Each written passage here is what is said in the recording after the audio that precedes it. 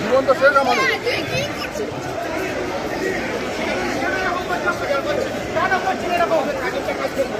আমাদের কাজ ধরা করতে দিবেন না, আমাদেরকে আমাদেরকে কিছু করা যাবে না।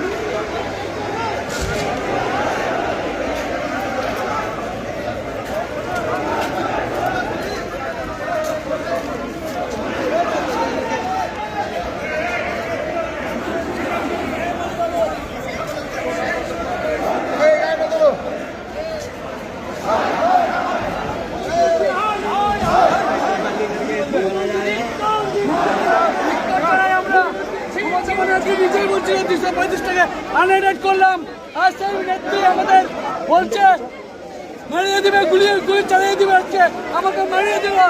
এখানে প্রশাসনের দ্বারা দিয়ে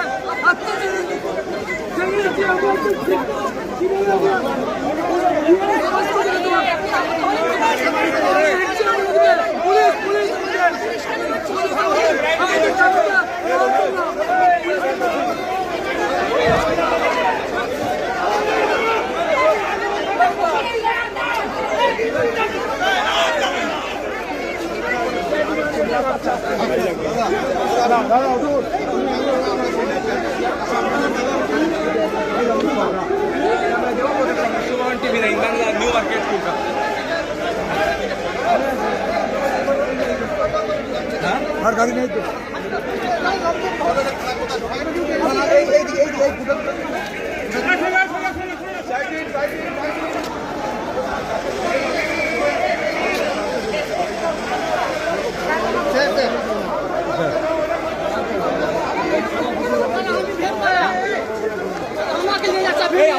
ভ্যানওয়ালা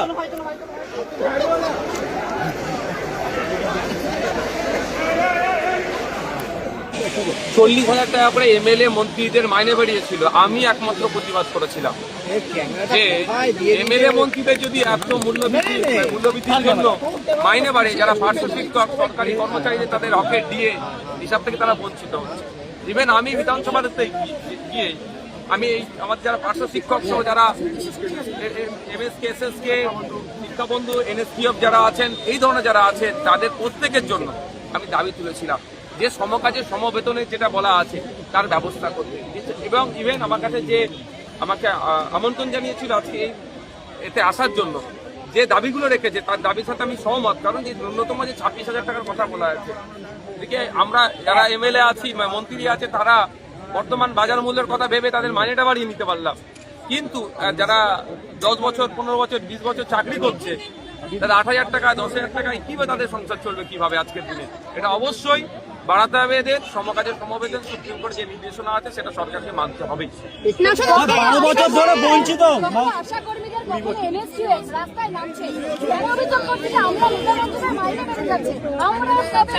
সেটাই তো প্রশ্ন। এনাদের তো আজকে এখানে আসার কথা নয়, বাধ্য হয়ে তাদেরকে এখানে রাস্তায় নামানো হচ্ছে। কেন? 2011 সালে মুখ্যমন্ত্রীর মাইনে ছিল 7,000 টাকা মতো, আর তখন এদের পার্শ্ব শিক্ষকদের 7,200 ছিল। আজকে এটা মুখ্যমন্ত্রীর মাইনে লক্ষাধিক হয়ে গেল, আর এদের 7,000 থেকে বেড়ে 10,000। মানে এই যে বৈষম্য, এটা বৈষম্য হচ্ছে। তো এই যে ক্লাস ভাগ হয়ে যাচ্ছে, এই যে শ্রেণী ভাগ হয়ে যাচ্ছে, এর ফলেই তো আমরা আর্থিকভাবে দুর্বল হয়ে যাচ্ছি।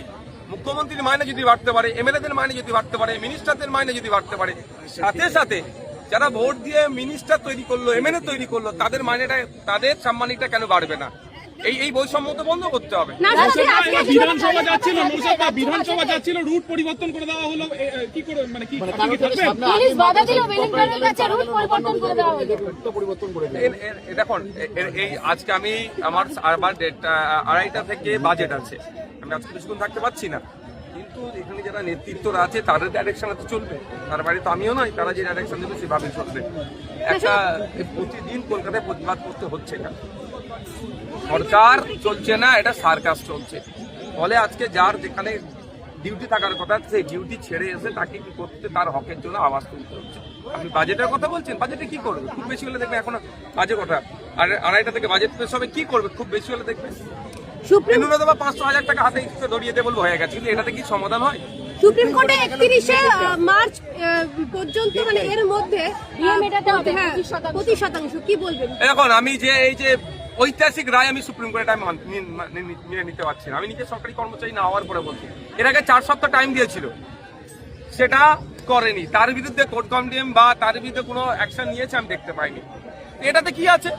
বিগত সরকারের আমলে যেই ডিএর কথা বলেছিল সে তার 25% মিটানোর কথা বলেছে।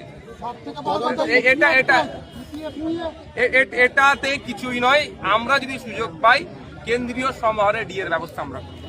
লাস্ট কোশ্চেন এটা রয়েছে যে বলা হচ্ছে 31শে মার্চ অব্দি মানে তদন্ত কমিটি রয়েছে, আদৌ মানে সেই সময় কি সরকারের বারংবার বিরোধীরা প্রশ্ন তুলছেন আপনারাও যে আদৌ থাকবে কিনা? জর্জরিত রাজ্য সরকার মেটাতে পারবে? দেখুন, 2011 সালে একজনের মাথা পিছু ঋণ ছিল 12,000 টাকা,